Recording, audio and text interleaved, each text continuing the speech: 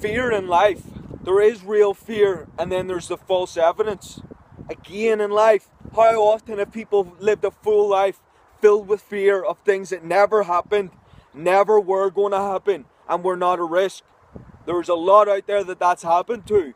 Then there's also real fear. If you've ever been out for a night and you notice somebody's looking at you a lot, and they're coming in your direction and some violence happens, those things happen as well. So no doubt is a real fear, and it's something that can help you. But never doubt how much we get consumed with that fear that doesn't exist. I can tell you myself, I used to have fears. What's going to happen tomorrow? How can I do this? Why did they do that? What are they going to do next? Those things can happen in life. But if we get consumed with that, then you can't show up to the same place. You're going to be too filled with fear. Fear can crush people. The only time we use fear is whenever it keeps us ready. If you're out there doing what you know you should be doing and you feel a sense of fear with something out there, that's something that's going to help you. That lets you know there's something in this environment that's not correct.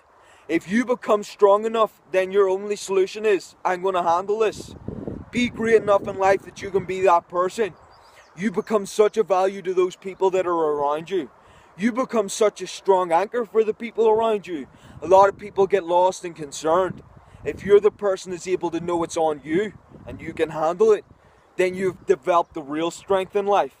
If you're getting consumed with those fears that don't exist, realize the amount of energy, the amount of determination, the amount of effort you're able to exert, the amount of motivation you're going to feel for life is just going to dwindle, decrease, and ultimately you're going to put more value on that fear than you did for your own potential. The beat up people, the lost people, the people that no longer have it, got consumed with the fear and then they gave up. The people that are able to keep going, stay determined, be strong, or the people that saw the fear and realized the one that isn't supposed to be there. The ones that fears out there of, I'm not sure, what if, I'm too concerned. The fears out there of going for what it is that you want and that fear of failure. You gotta let those things go. They're no longer going to serve you. It's the fears out there whenever you're fighting and pushing and grinding and doing what it is that you're supposed to do, and you realize there's a risk involved.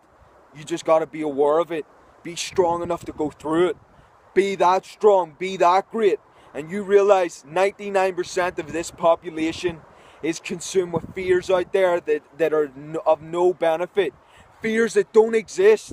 One of the biggest populations on this planet has fears that don't exist. How can this happen, folks?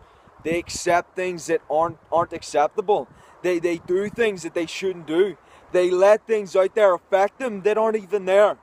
This is one of the biggest mishaps in people's lives. Get rid of the fears that aren't real. The fear of, oh, I don't know, what if, what's going to happen. That's not going to serve you, folks. It's the fear out there where you realize there's a problem here. How to handle it.